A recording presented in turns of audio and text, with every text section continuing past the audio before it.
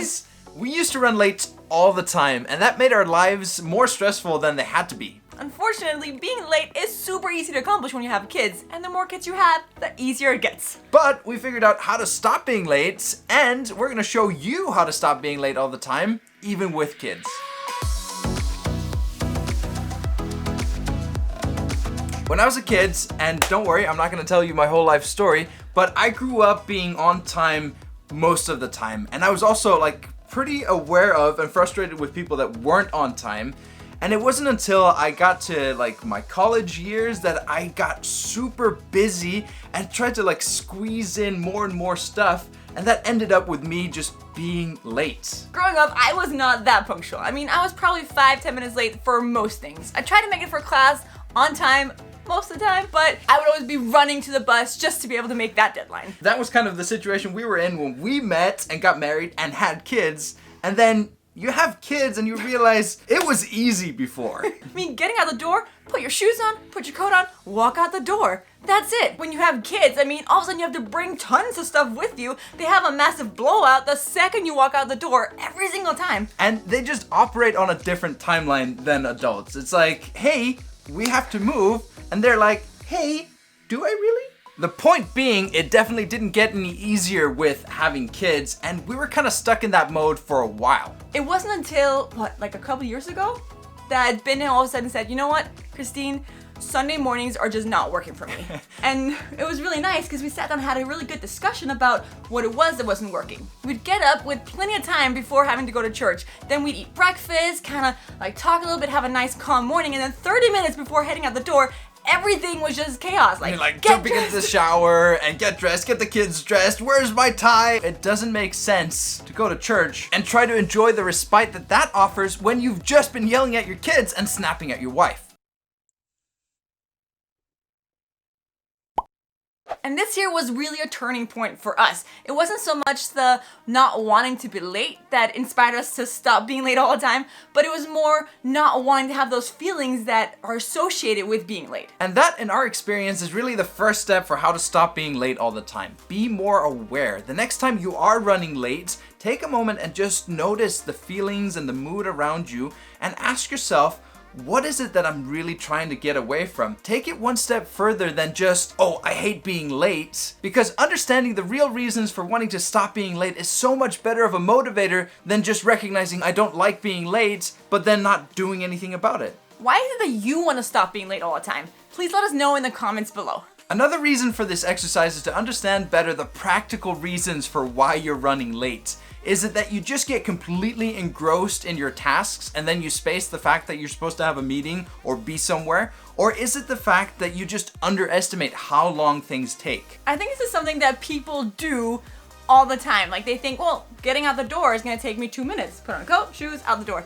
Or getting up in the morning and showering won't take very long, and it won't, but then a kid is gonna come in and you need to get out because they need to use the restroom first. There are all these unknown factors that come in when you have kids, and things just take longer. And it's not really fair for you to expect your very best all the time. You wouldn't expect your kids to perform 100% all the time, so why would you expect yourself to do that? A piece of practical advice for those kind of situations is to set a reminder. Now, I am definitely the kind of person that gets completely engrossed in a task, and if I know that I'm putting myself into that kind of situation and there's a deadline coming up later that day, then I'll just set a reminder on my phone or on the smart speaker that 30 minutes before, I need someone or something to snap me out of it because I'm not gonna have the wherewithal to do it myself. You could also time yourself. If you think it takes 10 minutes to get out the door, then actually try and time yourself one day when you're ready to go out the door and see how long it actually takes.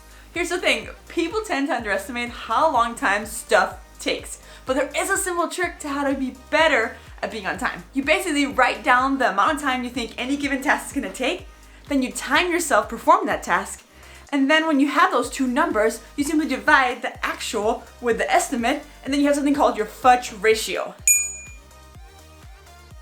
Now if you do this a few times, you'll get a really good feeling for what your actual fudge ratio is, and then whenever you wanna know how much time any given task is gonna be, you simply multiply how long you think it's gonna take with your fudge ratio, and then you'll know. Now, we're done eating breakfast this morning, the kids are dressed, and it's about time to head out for school. So, the kids are all over the house. Oh no! I need to bring him because Ben has a meeting. I think it's gonna take probably 3 minutes to get out the door. Let's time ourselves. Okay, to the timer. What time is it? Good, you can let's go, Pano. Ska vi stå.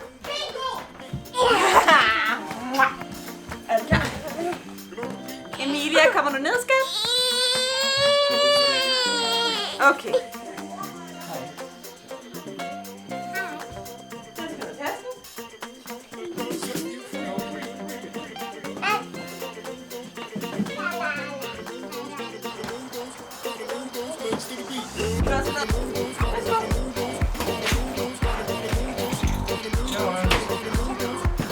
Bye-bye.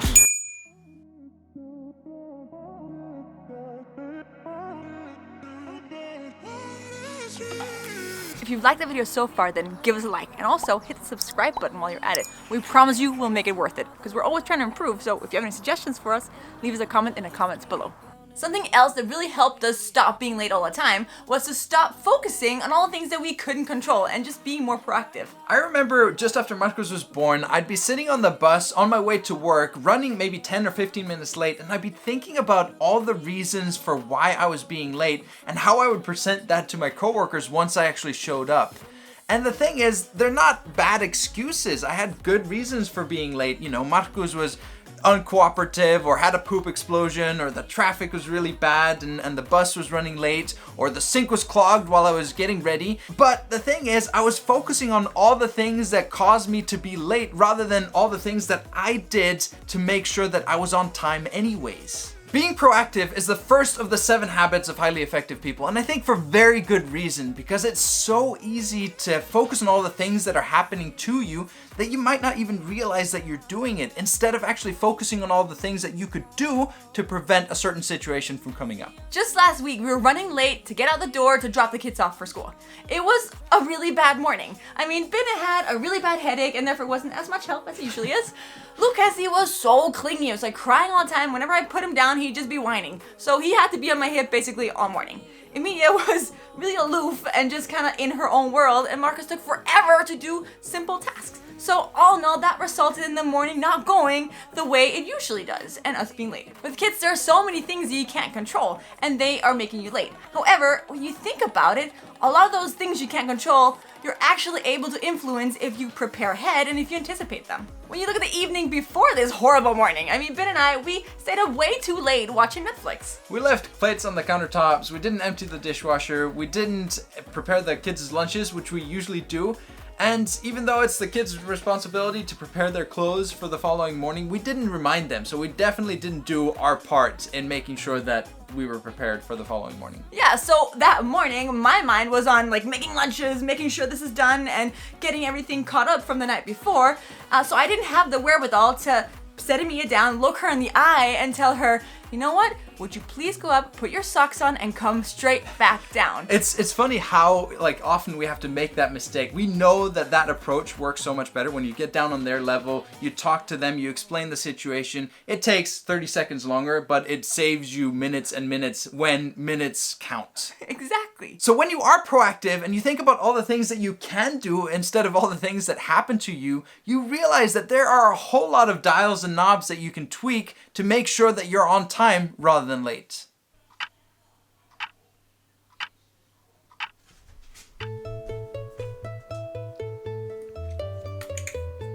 The third thing that's helped us stop being late all the time is to be respectful. Because when you're showing up 20 minutes late for an appointment, you're actually showing the person you're meeting that you think your time is more important than theirs. And even if your friends and family members are notoriously late just like you, and they won't take it that way, then maybe some of them will, and aren't they entitled to? And a classy tip, if you are running late, then let the people you're meeting know that you're running late. And be honest with location and time. Don't call them and say, hey, I'll be there in 5 minutes if you're actually gonna be there 20 minutes later, because that's just like ripping the band-aid off twice. Cool, yeah, we're just heading out the door right now. Yeah, 5-10 minutes tops, definitely. See you in a bit. Try to understand the implications of constantly trying to squeeze in more things, because it's a vicious cycle. When you're feeling a little bit behind, you want to be productive, you try to squeeze in as much as you can, and then you end up running late and showing up stressed for whatever thing that, comes after, and then this cycle just repeats itself. When you flip this on its head and stop trying to squeeze as much as you possibly can into a time slot, then good things happen.